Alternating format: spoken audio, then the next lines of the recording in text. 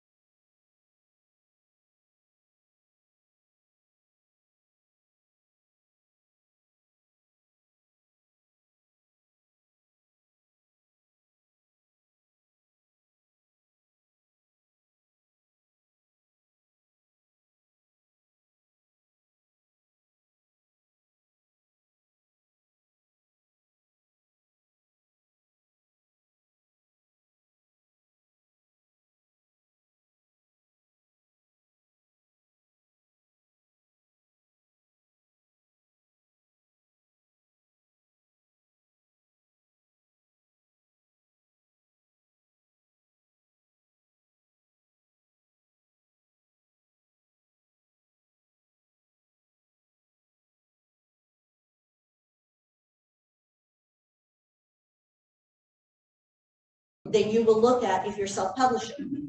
Everything I'm going to share with you will help you either way. But for those of you who are like, well, I really want to be agented and I want to be with a publisher, that's great, that's fine. I've been there, I've done that. So what I tell you should be helpful to you. And I just tell you that because sometimes there are different rules with those two different areas. So character arcs, okay. Character arc simply means the journey the character goes on. I mean, that's it in a nutshell. It's who the character is at the beginning of the story and the journey that takes them to the end of the story and who they are at the end of the story. All that is encompassed in your character arc. Your character needs to go through some form of transformation or metamorphosis.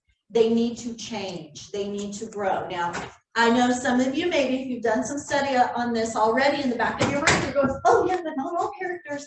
And you're right, and we'll get to that. But I really want to focus in on the characters that need to change. Typically, your protagonist is going to need to have a journey of change, not just the physical things that happen to them, but an emotional journey of change as well. So the character arc is the path that the character takes over the course of the story. So there are different types of character arcs, and there are different types of characters. We're going to go over 4 types of character arcs. To me, all of the character arcs can kind of be summed up into these 4. But if you have found something else that is, I just like to keep things simple. Like writing's hard enough. Let's keep it simple. Let's keep the rules as simple as we can. So most main character arcs start with an inciting incident. And this is something that incites our character to adventure, okay? It's going to set up the stakes What's on the line for your character? If you can think of your main character right now, and you're like, well, I don't, nothing's on the line for them. We have a problem. We already have a problem right there. There has to be stakes. And throughout your story, you need to keep raising those stakes. What is the main conflict facing your character? And your arc will progress depending on what sort of story you're telling and how that character is reacting. All right, so most character arcs are change arcs. In change arcs, you see a character change over the course of the story, either in a positive way or a negative way. It can be in a negative. It totally can be in a negative direction.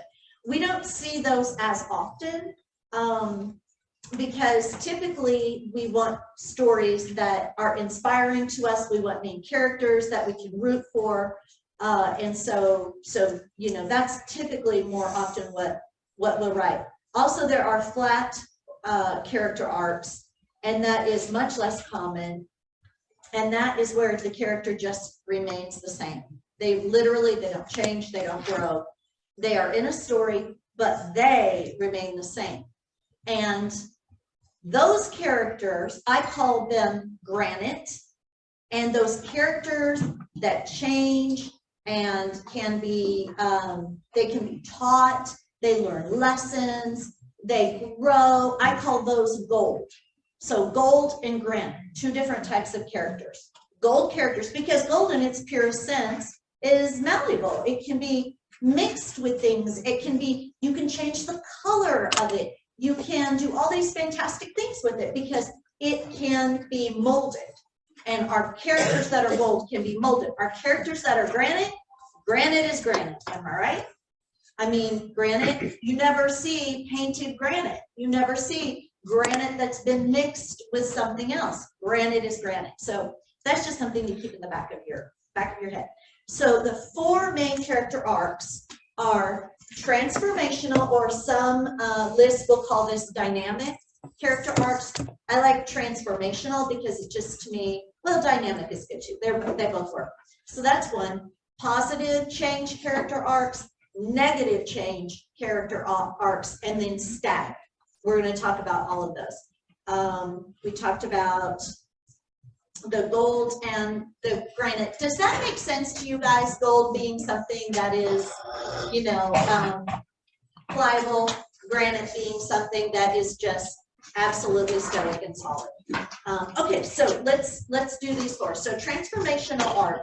This is a character arc in which the main character is going to go from from being a regular person to, at the beginning of the book, to transforming into maybe a hero, a superhero, someone who saves the world. Has anyone watched the series The 100? My husband. Thanks, babe. Thanks for having my six. So in The 100, Clark is a very normal girl in the beginning of the story. Throughout the story, she ends up basically saving everyone, saving the world, saving everything. That is a transformational story or character arc. Some other examples, of course, Harry Potter. Like when we are first introduced to Harry Potter, he's this poor, sweet little kid who is in this horrible household of these people that are awful to him. And he lives under the stairs. I mean, that's his room, and they lock him in. And he ends up saving the wizarding world. He ends up being, you know, the most powerful wizard. He comes from this, you know, this line of very powerful wizards. So he literally is transformed, you know, from the beginning of the story.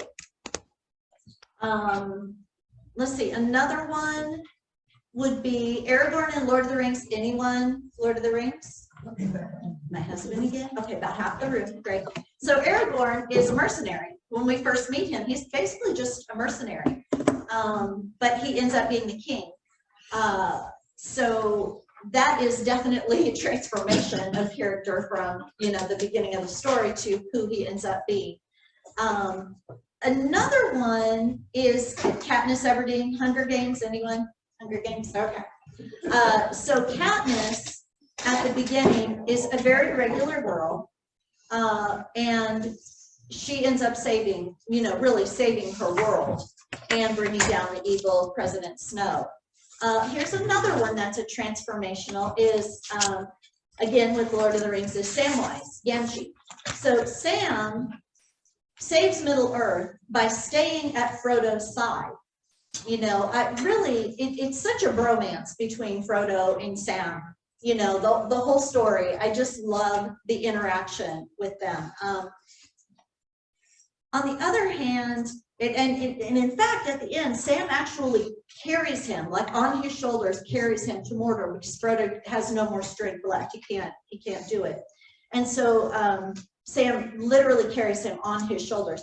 To me, that is a huge transformation. Now, he doesn't necessarily end up being, a king.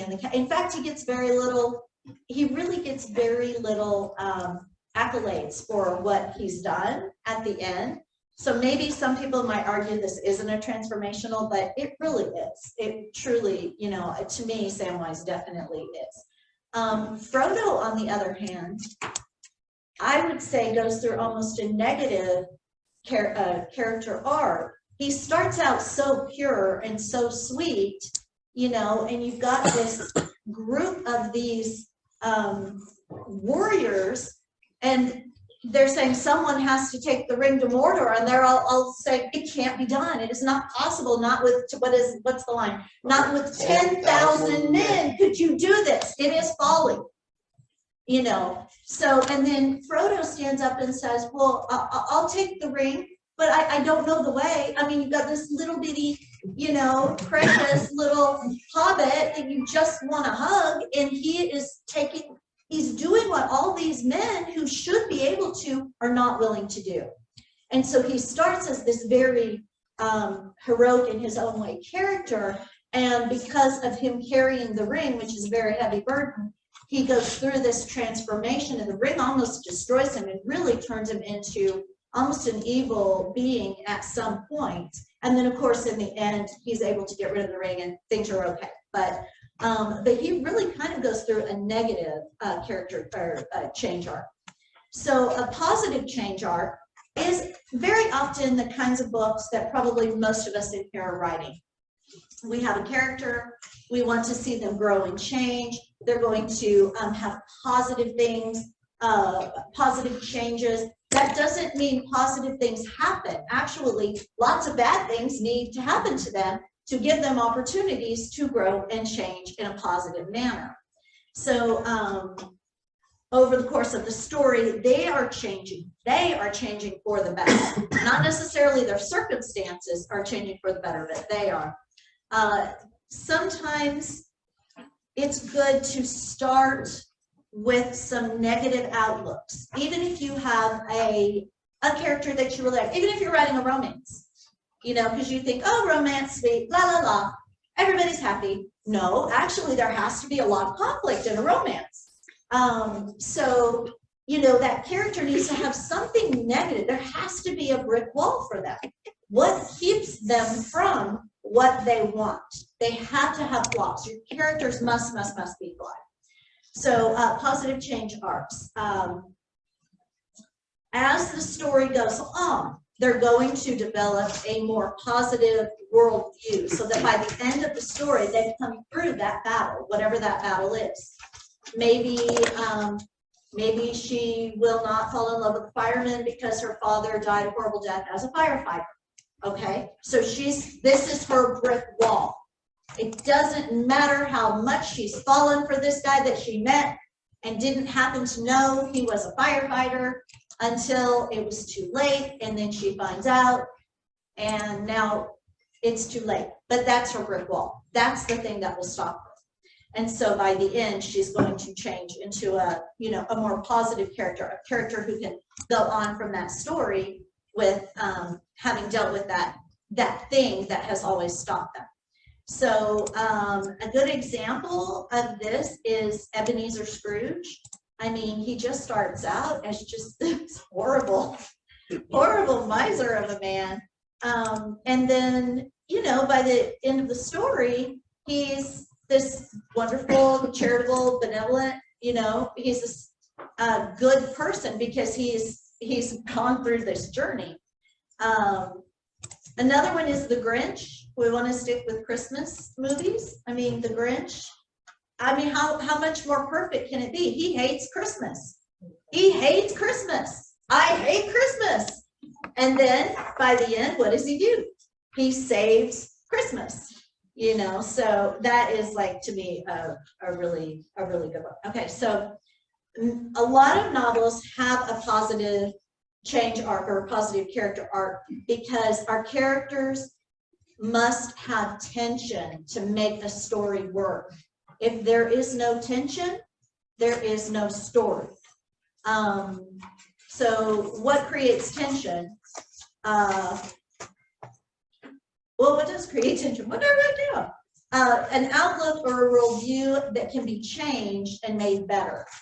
So there is that, like that brick wall. This is the thing that stops that.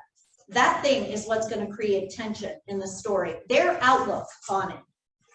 I won't fall for a firefighter, that's it. You know, that is what will create tension. So often, and it's important, our characters want the one thing that they don't have and can't have.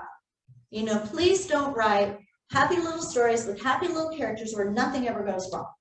You know, because it doesn't draw the reader. The reader wants to root for the character. And if there's nothing to root for, then they will get very bored very quickly. I used to have a critique partner, and she would always send me new, you know, something new. It's, oh, this is the beginning of a new book. And I'd read, and it's happy little characters, and they're going along, and their life is just so happy, and la, la, la, la. And then about 30 pages in, something major happens, and I'm like, okay, that 30 pages gotta go, you know, because there's nothing, what's going to keep the reader reading?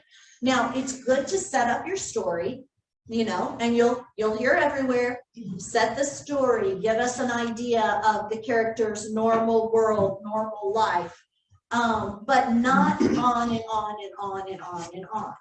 You know, like just give us a glimpse of it. I'm going to give you an example here in a couple of minutes. So that is, where are we? Are we at negative? Okay, so that's positive change arcs. Ebenezer, the Grinch. Let's talk about negative change arcs. So as the name implies, they're going to go on a journey. They're going to start as one thing with a positive worldview, and they're going to devolve literally. Best one ever, Anakin Skywalker.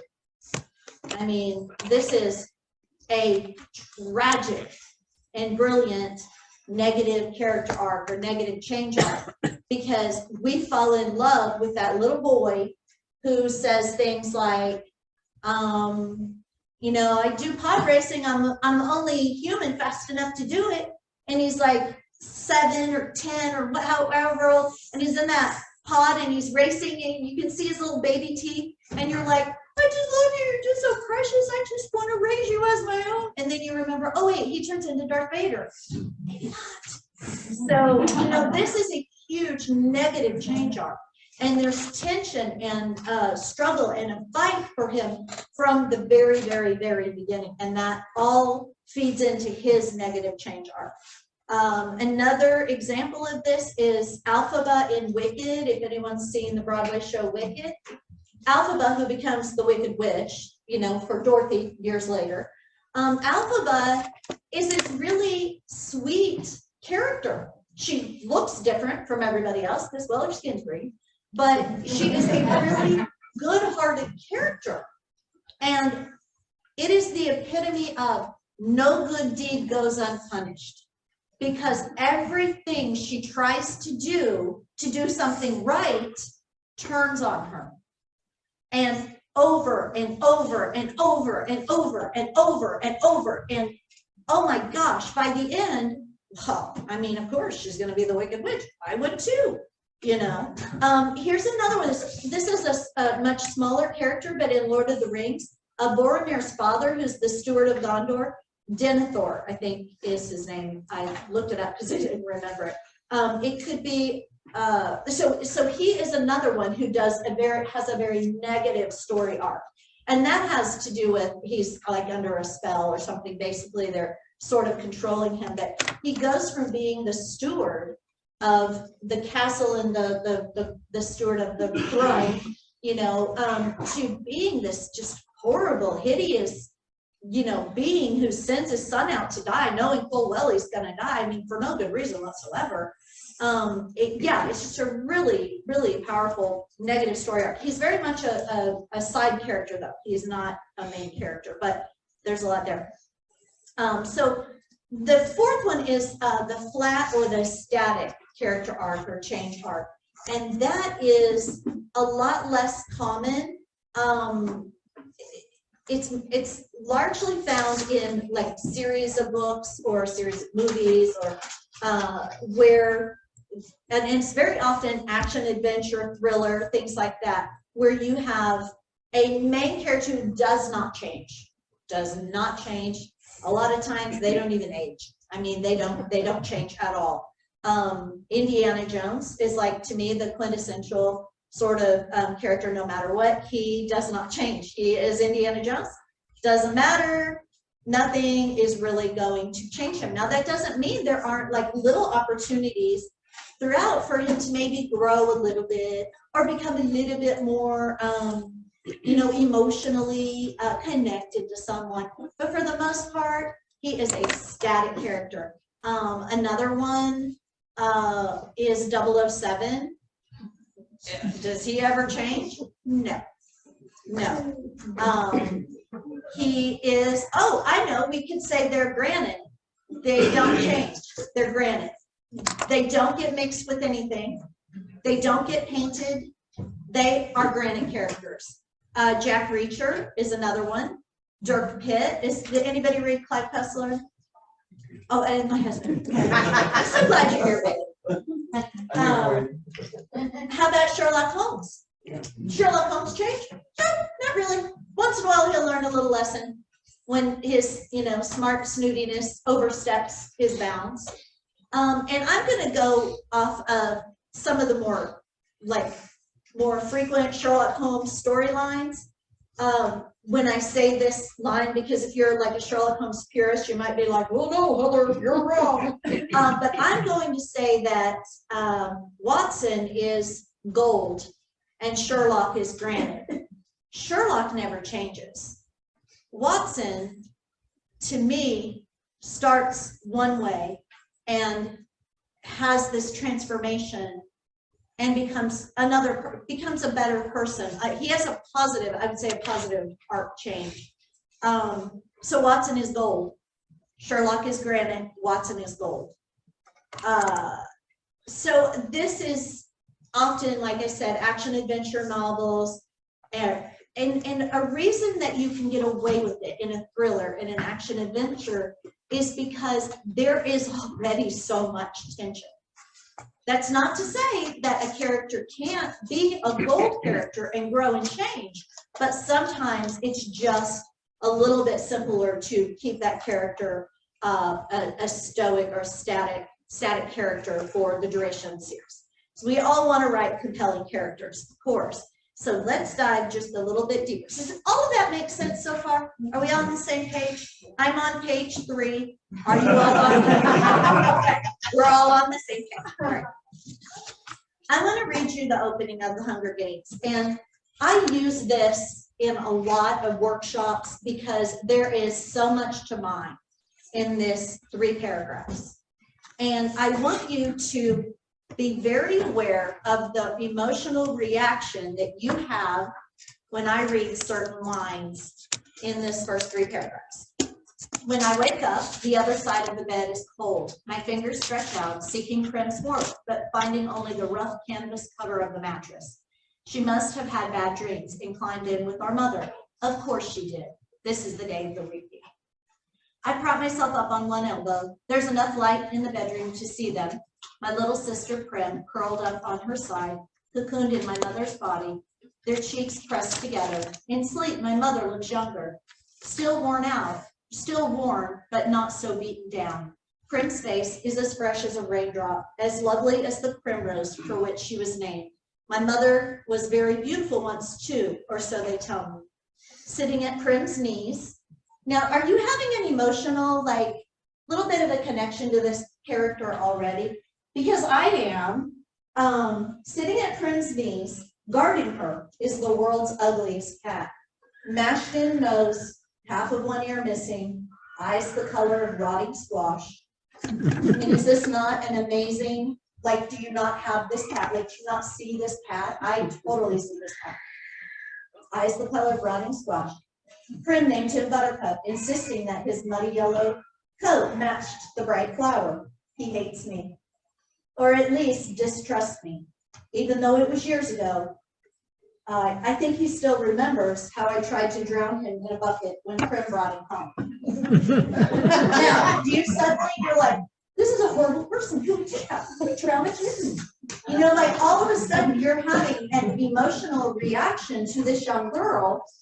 A minute ago you were like, oh, you know, and then now suddenly you're like, drowning a kitten? So let me keep reading and see if you have another emotional reaction here. I think he still remembers how I tried to drown him in a bucket when Prim brought him home. Scrawny kitten, belly swollen with worms, crawling with fleas. The last thing I needed was another mouth to feed. I mean, are you not like suddenly this poor 14, 15, 16-year-old girl, you're like, all of a sudden you're like, why do you have mouths to feed? You're a teenager, you're a young person, you're supposed to be, you know, out drowning kittens and stuff. But to me, like, this is a quintessential, like, example of taking a character by the throat or taking a reader by the throat and saying, you are going to pay attention to my writing. We all of a sudden, we're like, we hate this girl because she was going to drown a kitten. And then 2 lines later, we're rooting for her because she's got all these mouths to feed. For some reason, it's all on her shoulders to feed her family.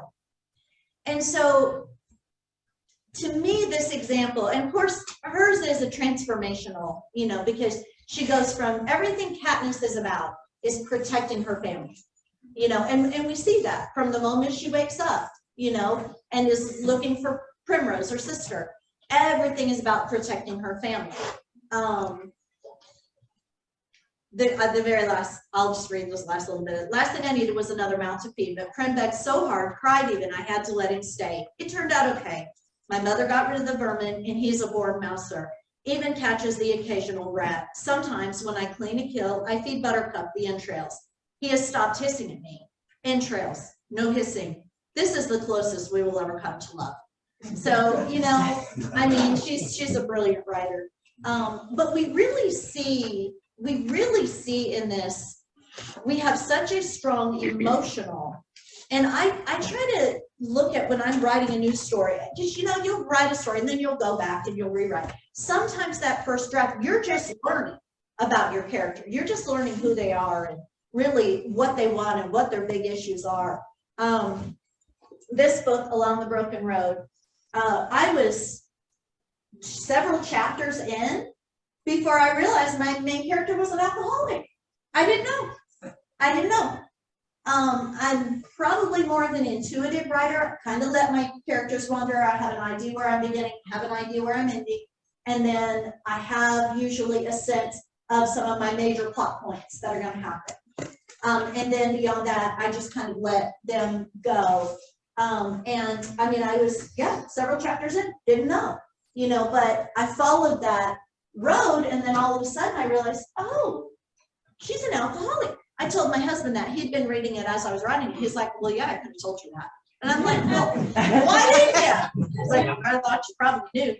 You are writing it, you know. So yeah, I mean, we have to let our characters go on those journeys. And then the second draft, for me, a lot of times is going back and punching up everything that is there from beginning to end. What is the goal in the beginning? What is their motivation? What do they want that they can't have? And then on that next draft, you go back and you punch, punch, punch, punch, punch, and you keep strengthening strengthening that. And that makes for dynamic characters. I was going to read you another one. Are we good? You're fine. Okay. Yeah. So this is probably the character that I wrote that is everyone's favorite character that I've ever written. And I'm just going to give you a little bit about him to show you, like, when you have a character, when you write a really dynamic character, and I think Pops is a dynamic character, even though I wrote him, I think he's a dynamic character. Always be aware of how you're writing something. You know, be aware of every word that you use, because every word needs to represent that character. William Bryant, known to everyone as Pops, rubbed a hand over the 50-year-old scar on his left leg. Humid mornings brought a stiffness he'd learned to live with, but didn't relish. He rose from the bed slowly, letting old bones and joints awaken as he moved to the window and peeled back the curtain. Lonely strands of light sought to illuminate the room, leaving hazy streaks across the space. Now, in all of this, in this first paragraph, I'm trying to set a scene for you. We have lonely streaks. We have hazy. We have old bones and joints awakening. You know, we're setting a scene. Every word is important. A few personal items and pictures sat here and there, but not quite enough to make it feel like home. He tried to keep the room tidy enough to please his grandson, Will, yet cozy enough to please himself. But when he tripped on a stack of books in the middle of the night, Will's desire for a safe, streamlined area overruled Pop's affection for creature comforts. So what we have is a man who is not quite in his own place, obviously. He's not quite at home here, but there's a graciousness about him. You can tell he's grateful to be where he is, even if maybe it's not quite as comfortable as he would like it to be. He would like to be surrounded by books. He would like to be. But when you first introduce a character, especially a character that's going to be a dynamic character, when you first introduce him, make sure every single word represents what you're trying to say about that character. Every word. Because you're painting the picture that the reader will keep for the entire rest of the book. You know, if I had said, William Bryant, Pops, hopped up out of bed and threw back the curtain, you have a completely different outlook on who this person is and what is happening. So, okay, so we did do that one. I'm gonna set it over here to get out of the way. So I mentioned there are two types, to me, there are two types of characters. I just made this up, characters being gold and granite. I was gonna go with Gumby, like Gumby and granite. You have Gumby characters and you have granite characters, but I thought that doesn't sound quite as, you know, cool, so I went with gold. But so we kind of went over that. So gold, again, is most in its purest form, it's pliable. It's a pliable metal. Granite is not. Keep those things in mind as you're writing, even though a granite character will probably have a static character arc. Those granite characters are going to have a static arc. That doesn't mean they can't learn little things along the way, but they don't have a transformation from beginning to end. And gold characters, of course, they can be stretched, they can be changed, they can be pulled and tugged and mixed and all those things. And most characters in novels are gold.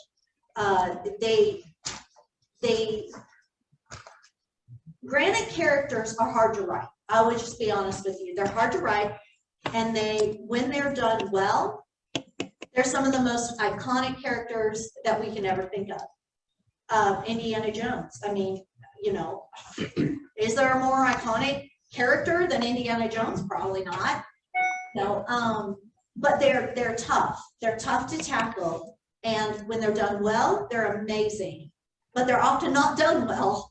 And so instead of being this really great character that we can just count on everything, this 007, we know everything that they're going to do, We know how they're going to react in every situation, cool as a cucumber. They end up, if it's not done well, they end up being very one-dimensional.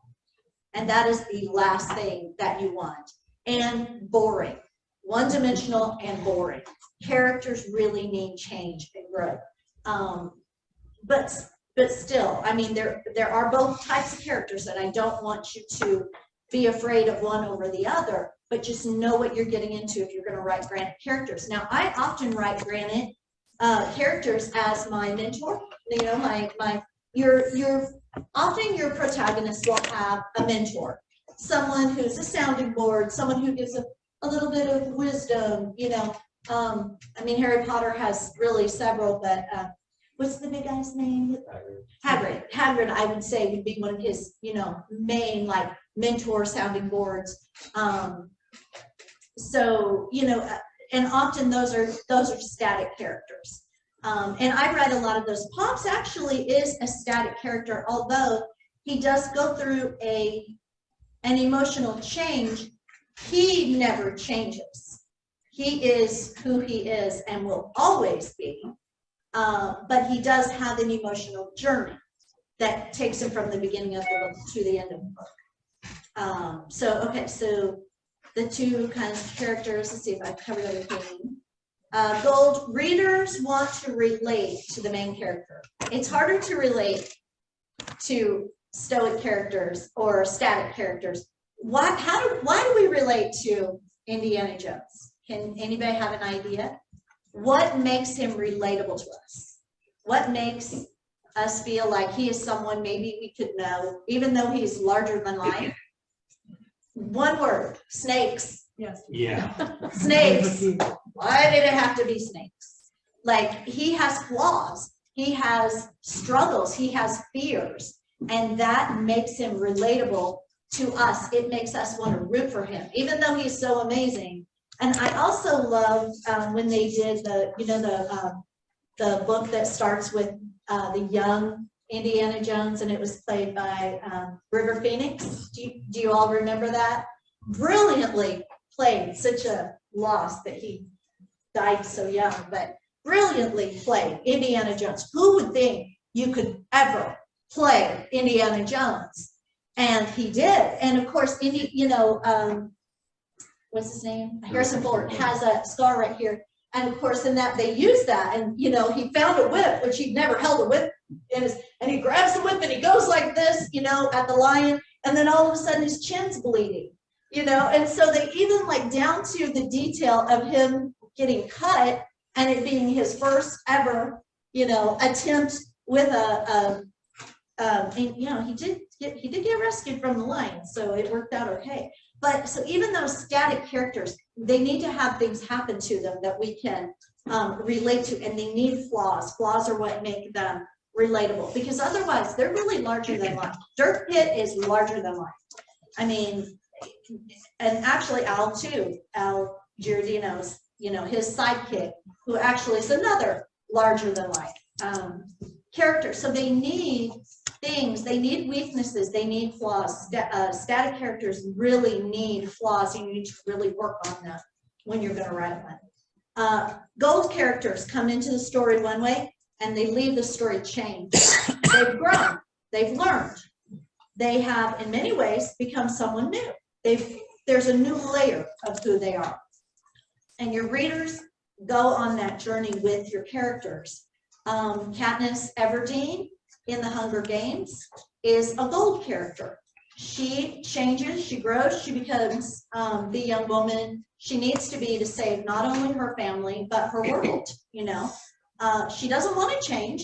She doesn't want to grow. She just wants to protect her family. And it pushes her, that desire to protect. What's the one thing Katniss wants? You need to be able to say, what is the one thing my character wants? Katniss wants to protect her family. And that one thing pushes her and causes her whole world to change and causes her to, in fact, save the world. Change is thrust upon her, and she responds to it heroically and in the most amazing ways. So let me ask you something, and you might even want to write this down. What is your main character? Think of a main character that you're working on right now.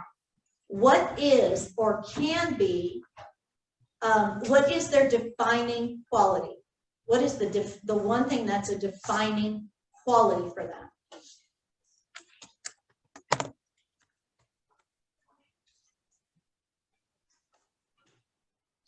And it's okay if you don't have an answer right away. Like, these are things that you can mull over later. What is or can become heroic about your main character? You know, it can be heroic. I mean, there's a whole book on it, Save the Cat. The writing book that teaches on this type of, you know, character interaction. It's called Save the Cat. It's literally about this. The whole book is about this. You know, what can become or is heroic about your main character. And in fact, in Save the Cat, they use an example of, I didn't have this in my notes, so I hope I remember it all. Okay, so what is the other Harrison Ford movie where he's being chased because they say he murdered his wife? Because Fugitive. The Fugitive. Okay. The Save the Cat moment in The Fugitive, because we know he's innocent, we're rooting for him. But the Save the Cat moment is when he is in the hospital and there's like a cop thinking maybe you might have recognized him or something. I can't remember exactly how it plays out. And someone says to him, take this boy, like he's on a stretcher, take this boy down and blah, blah, blah. He's got to go into emergency surgery or whatever, however the scenario is. And yes, ma'am. And he's, you know, supposed to be dressed like an orderly or something. It really is a physician. And so, or a surgeon or something.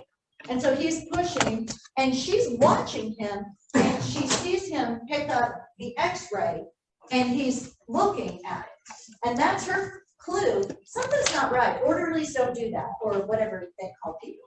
Transporters? Would it be a transporter? Custodians. Yeah. So, you know, so she's like suddenly, but that was his Save the Cat moment. He knew this boy has been misdiagnosed, and so he has to let someone know. Even though in doing so, it could cost him his life because they're chasing him, they're after him. So, I don't know how I got off on that, but it's a good thing to keep in mind. You need to Save the Cat moment, you know, and maybe several of them. So, main character, defining quality, what is or can become heroic about your main character? What is, and now another question, what is your character's greatest fear? So in my book, In the Light of the Garden, which is this one, my character's greatest desire is to feel like she's part of a family. She's just lost her grandfather unexpectedly and had not seen him for a while. And and she does not have a good relationship with the family she has left. They're terrible. They're all just awful to her. Don't be afraid to make mean characters, you know, make them believable. You know, oh honey, that's a nice dress. Little tight though. You know, make a mean character. Make somebody who pushes her, and you know, it's good to do that. It's good because we want to, as the reader, we want to see your character grow. We want to see them learn how to stand up for themselves. We want to see them, yep, shrunk it in the dryer again. You know, we want to see the character just play off that, and you can use something simple like that from the beginning to the end. Maybe in the beginning of the book, something like that would just like, oh, she's hurt my feelings so bad. And by the end of the book, she's like, yep, shrunk it in the dryer, and keeps walking. I'm headed to get me a donut. You know, I mean, if you see the growth, it can be small things. It doesn't have to be huge, big things. It can be little things, but we want to root for that character. We want to see them grow and change. Okay, so when you determine so in the Light of the Garden, so her greatest desire is to feel like she's part of a family. Her family treats her very badly. They're a step family, and they don't treat her good. She's kind of backward and, you know, just very shy. And her fear is loneliness that comes from being having no family connection. You know, She's also scared of the weeping willow tree, which is in her backyard. So do you see how those two things work hand in hand? Her greatest desire is family. Her greatest fear is that loneliness of not having family. You know, they're exactly those two things. So clearly in this storyline, she has to become okay with who she is. And she has to let go of her definition of family. And she does so by basically adopting a girl who's a homeless teenager hiding out in her attic. And suddenly this girl becomes part of her family. And her great uncle that she has not seen in 30 years shows up because someone tricked him out of his business and he's got nowhere to go. And he shows up and suddenly the family she thought she would have is nowhere on the scene, but she has this new family. She's changed her definition. Family's still important to her, but she's let go of what she expected and wanted, and she is having a new definition of what family is. So when you determine your main character's main defining quality and their number one fear, then everything that comes after that should be viewed through that lens. As you're writing, you should always, in every scene, ask yourself, is my main character's defining quality being exemplified in this scene? Is it being challenged in this scene?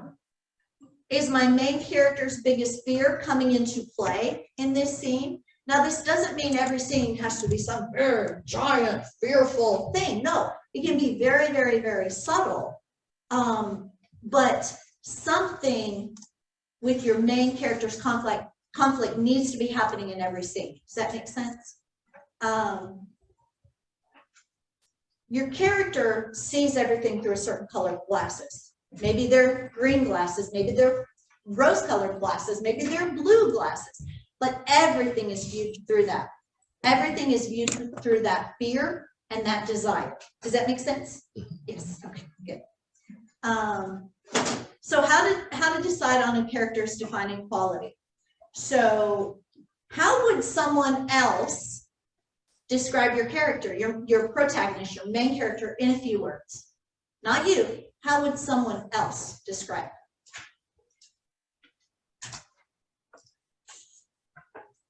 Because it might be different than how you would describe that. So what adjectives would they maybe use? What trait would they say is the most prominent in your character? Are they loyal? Are they stubborn? Are they benevolent? Are they confident? Are they powerful? What are words that would describe the opposite of each of those things? If they're loyal, disloyalty. If they're stubborn, they're easy to convince or easy to compromise.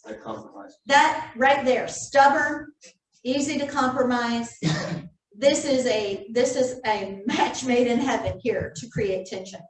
Benevolent, they're benevolent. Maybe the opposite's going to be greedy or unkind or unfeeling. Confident would be no self-confidence. Powerful would be weak. So make sure you include at least one scene when the opposite of your character's most prominent trait is being exemplified.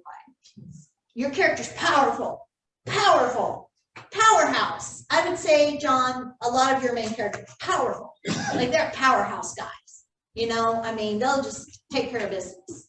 So John needs to make sure there's a scene where his character's weak, where we see his weakness. It makes for such a more powerful character. Maybe you're a very, very honest person. Your character is very honest. So think of yourself. Think of your own life and your flaws. So maybe you're honest. Okay, that's your thing. I'm a very, very honest person. But maybe think back at some point in your life, there was an opportunity to do something really dishonest. You could justify it. In your own mind, completely justified. You wouldn't admit it to anybody, wouldn't tell anybody because they wouldn't understand that you could justify it. Now, whether you acted upon it or not, the struggle was real. The struggle was there. Maybe you're really, really, really honest, and maybe you stole something to give to a little kid. I mean, whatever it might be. At least have one scene where your character acts out the opposite of who and what they are, or at least has to struggle with who and what they are. There can be situations where your honesty is too costly. That would be the struggle for your character. Struggle is everything. Your characters have to be in struggle. And whether they're struggling with big things or small things, there has to be a push and pull. There has to be a fight. There has to be a war. James Scott Bell says that The Cat Sat on a Mat is not a story. It has no building blocks for a story. The Cat Sat on the Dog's Mat has building blocks for a story, right? Suddenly, your mind's going, bleep, bleep, bleep, bleep. Suddenly, you're interested. When I said cat sat on the mat, I know your mind was like, meh, who cares? But when I said the cat sat on the dog's mat, all of a sudden, we're like, oh, uh-oh, cat's gonna die, or dog's gonna be mad, cat's gonna scratch a dog's eyes out, this is gonna be a fight, no matter what, we know there's a war coming. So really be intentional about those things. Just the tiniest things. It's 2 extra words. The dog's mat. Cat sat on the dog's mat. It's such a small thing but hugely important. So I want to give you 3 things. I do this in almost every workshop that every novel must have. Number 1, an unforgettable character. Now we've gone over that a lot today in this workshop. Number 2, an impossible situation. And number 3, a relentless threat. I'm giving you a minute to write that down because it will serve you really well. When you come up with a story idea, you need to ask yourself these 3 things. Can I make this character unforgettable? What impossible situation can I add? And who or what is the relentless threat? Every novel should have one. It doesn't matter if you're writing a romance or a thriller. There should be a relentless threat, something that is hounding your character. The number 1 reason that manuscripts are rejected by literary agents is because there's not enough tension. There's not enough struggle. Don't be afraid of having too much tension. It will not happen. Just go for it. And that actually is according to Donald Moss, although I've heard other literary agents say the same thing. And that's in his Writing the Breakout Novel book. I brought it just so you guys could take a look at it. Thank you. It's a brilliant book, really, really well done. Some of the things that I've said today are, I've pulled a little bit of it from there. But anyway, and then number 2 reason why manuscripts are turned down by agents. You're never going to get a New York publisher until you have an agent. They just hardly ever look at unsolicited manuscripts. It's very rare anymore. So you need an agent, and to get past the agent's, desk, you need to have a story with tension, a high concept, and well-developed protagonist. So the number 2 reason is poorly developed protagonists. That's the number 2 reason that agents turn down novels. So think of these things. What is the one thing your character wants most? That is the most important thing. And the exact opposite of that, write that down. What is it's probably their biggest fear. So I want to use them as an example. So when you can take and create a situation where what your character wants or needs and the opposite thing are both having to be dealt with by the character, it's brilliant. That's Katniss's problem. She wants to protect her family. That's all she wants. That's all she cares about. When her sister Primrose, who's like 12 or 13, is chosen to go into the Hunger Games, which is a fight to the death, Katniss volunteers to take her place. What she wants is to protect her family. What she can't do is protect her family because she has to fight in the games to protect her family. So there are two things that are, the one thing she wants, a situation is introduced where she has to do this, but then she can't do this, but she has to do this to do that.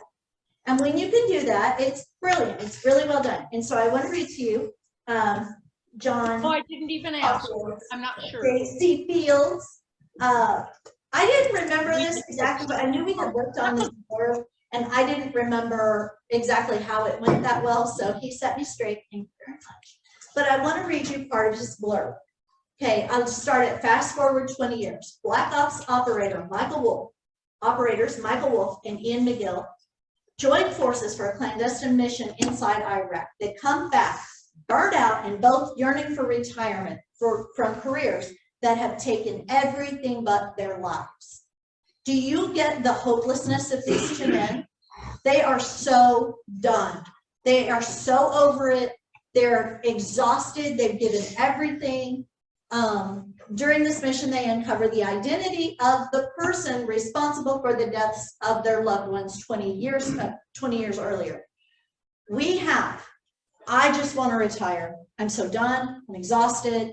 I've given every ounce of blood to my government and my job that I can. And then we have the opposing side. We have the guy who killed our loved ones. We don't get to retire. I mean, it's these two like opposing things. What you want, you can't have, because now you have an opportunity to right the wrong of the past. You have an opportunity to go after. So to me, that's a really great example of those two like opposing forces. So always look for those opportunities to do that. Like make yourself a little list of these things. And then as you're reading back there, like if you need to write the first draft, that's fine. Then go back through and go, where can I introduce this? Let's see. So yeah, so the 20-year thing is the only thing that would pull them out of retirement. You know, like that's the only thing that would do it. I think that's kind of all I have on this. Do you guys want to, do we have time for any questions, or are we there? We're pretty close to there, maybe a couple of questions. Okay. Does anyone have like a burning question that must be answered? Yes. I don't know if this really applies to what we've been talking about, and I appreciate it. I've taken a lot of notes, but I've heard conflicting opinions. If you're trying to describe somebody's character or his appearance, some people are saying just use third person and describe the person. The other person says you're better off having it in the thought of another character who's viewing this person. Is there a right or a wrong on this? Yes and no. For if you're there are a lot of rules that used to be in play that have been broken by a lot of really brilliant self-published authors.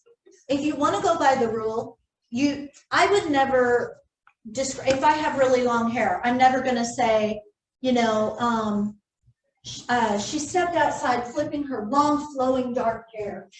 You know, like you don't think of yourself that way. Well, I understand that part of it, you know, and it would be better phrased the hair down to her back of her, to her belt line or something like that. The way but I'm mainly saying is the description, should it come from another character? It's better. It's better coming from another character than from just putting it out there. It's better. Right? Okay, because I've seen it both. And any agent is going to look at that and go, that's a newbie mistake. Okay. You know, so yes, I mean, I say, learn the rules, follow the rules, break the rules when you want to, but know what the rules are. Okay. And that would be a rule of thumb. I mean, that would be considered an agent. An agent, never, ever, ever give an agent a reason to set it aside. Never give them a reason to put it down. And something like that would be a reason they go, oh, okay, well, they don't know the basic rules. So I'm going to go ahead and set that aside, you know. So you could say her hair got caught in her belt, you know. You know, Susan stepped out of the shower, slipped, you know, her long hair got caught, you know. Geez, she ripped some of it out, you know, or whatever. But if you have to do it in a mirror, you know. She, you know, and you can use emotion on something like that. You know, if you've got to describe that character and the character has to do it, you know, use a mirror. She glanced in the mirror. Oh my gosh, what a rat's nest. You know, she was ready to cut this hair off. She was just ready. She should just show everyone. Her mom always said, oh, let your hair grow. It's so pretty when it's all the way down to your waist. But no, she's sick of it, sick of it, sick of it, sick of it. She should just chop it all off. You know, like, I mean, suddenly we have a sense of this character, you know. So if she's in a struggle, if she's sad, if she's, whatever the emotion of the moment is, if you've got to describe her, then give her a reason to be thinking about her hair, you know. Yeah, does that make sense to everybody? Any other questions? Yes. Point of view. Mhm. There's the total objective. Yeah. And then there's the personal, and then there's the personal objective. And by that, this is a question, believe it or not. When I write, I try to always be telling the story from a particular character's point of view, a chapter, not the whole book. Yeah. And first off, what is that called? It's not first person, but Third person. There's third person omniscient, which really for commercial fiction, don't use third person omniscient. Again, it looks like a newbie mistake. An agent is going to look at that. You know, a few years ago, I had a sweet lady who wanted me to read her story, and it had some really great points. But I told her, she said she had lines. She said she couldn't know that, or no, she said around the corner, the man pulled a knife from his, you know. Now she's around the corner. right. And I said, you can't do that. But when it's all coming from the viewpoint of a particular character, does that have a name? Yeah, third person limited. Thank you. Who said that? Yes, thank you. Third person limited. Third person Because limited. we're limited to their, but really most people are just gonna think of it as third person. Your book's in first person or third person. Because if you're gonna try to get an agent, you're gonna try to get a publisher, you know, you get away with more, you know, with doing self-published books. I break a lot of rules with my self-published books because we can, and it's lovely, and readers don't mind. Readers aren't sitting there going, she just described her hair, you know. Well, some readers will, you know, because sometimes readers think they're the definitive authority on how books should be written.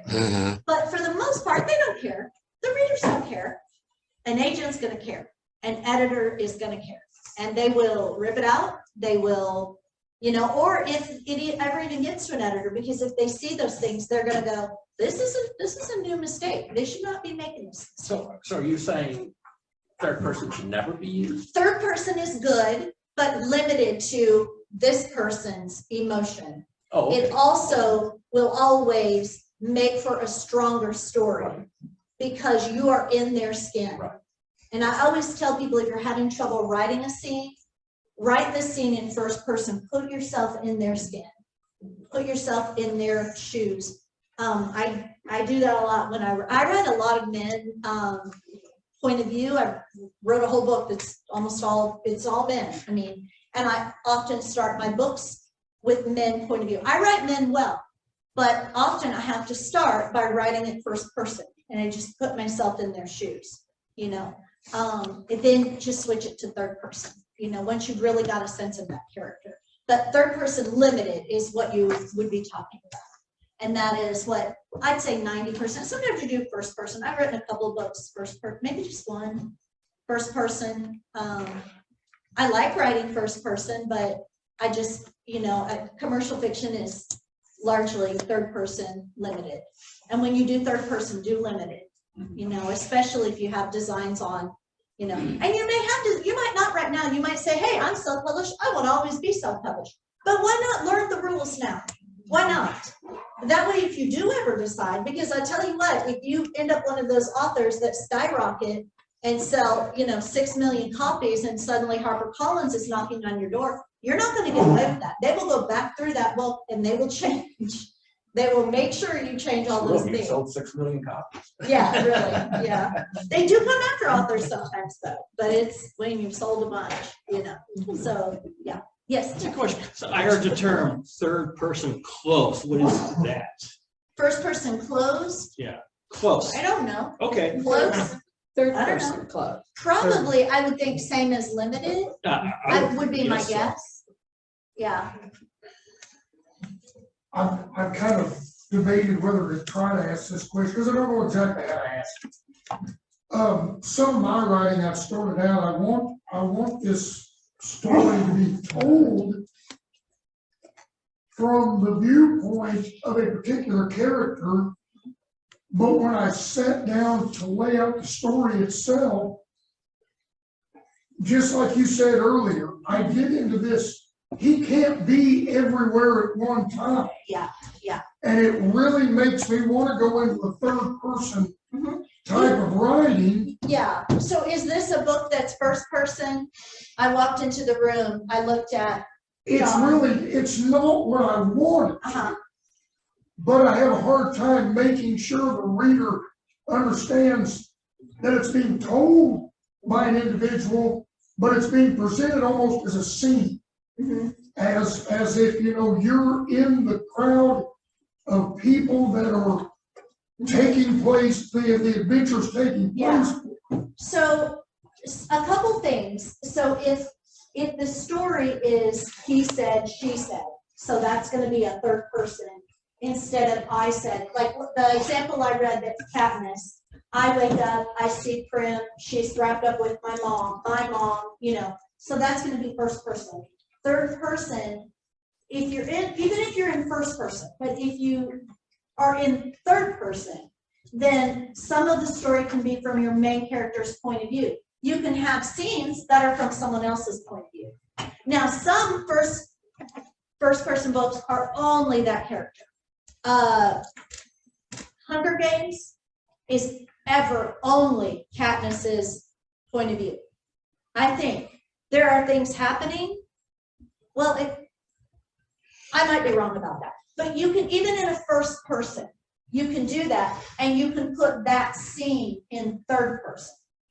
Or if you're writing a third person, but you have your main character and really the story is all about that main character, but maybe you have a scene, let's say there's a scene where there's a shooting, you know, and so you could put that scene from someone else's point of view. Don't just pick a random dude, but one of the things might help you is that a gentleman by the name of Robert Crayus, who writes the Elvis Cole and Joe Pike novels. He is changing point of view by chapter. Anytime he's talking about Elvis Cole, it's in first person, but the other chapters are in third person limited, and he flip-flops it. The first time he did it drove me nuts, but now that I'm seeing what he's doing, man, it's brilliant. I mean, it allows you to have different points of view all over the place. but So still that that was my main question. I didn't know if, I mean, from my reading, so much of what I read is either in third person all Yeah. the way through, Yeah, or first person Yeah. all the way through. I didn't know if there was some unspoken rule where you don't want to switch those. you can do it. Robert Crace definitely can get away with it. Yeah, after 25 books. But I would say it is trickier for a newer author if you're gonna try to send it to an agent or a publisher. It's not that it's a mistake, because you can do it, but you really, if you're gonna switch first person to third person, you need to do it well, like you need to do it right.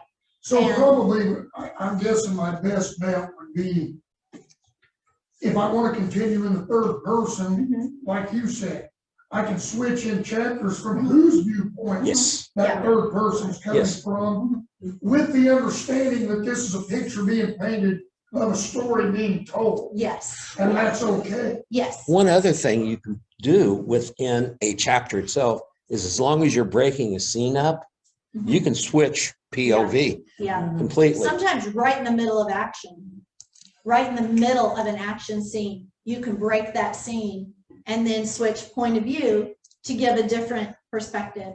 You know, a good rule of thumb to keep in mind is in a scene, who has the most on the line. I break this rule a lot though, but it is a good rule of thumb. Who has the most on the line, who stands to lose the most in that scene, and make the scene from their point of view. Now, sometimes I'll break that rule because I want us to have an emotional experience where we're not in that character's head, but we're feeling for them, like we're evoking this emotion on their behalf. And so, you know, that can be done. It can be done well. But yeah, so you can. That's a rule that you can break either way. It's ideal if most of the book is from your main character, and then don't have 50 different people with points of view.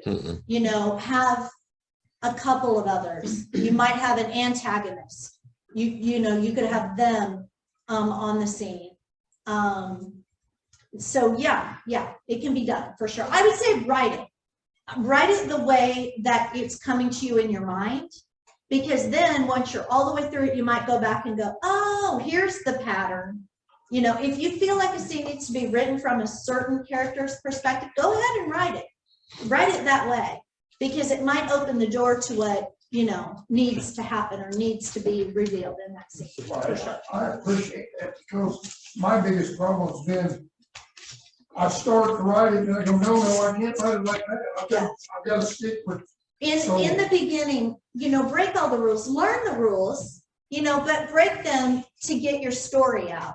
You know, that's, I mean, there are whole workshops on write a crappy first draft. You know, Susan Elizabeth Phillips is huge author. She says, I just throw everything at the wall, and the crap that sticks, I keep. Like, she might have, you know, 20 characters, in which, you know, it's better to kind of limit your number of characters if you can. But, and then she'll go back and she'll chop. So just put it all out there, and then, you know, yeah. And then be ready to edit.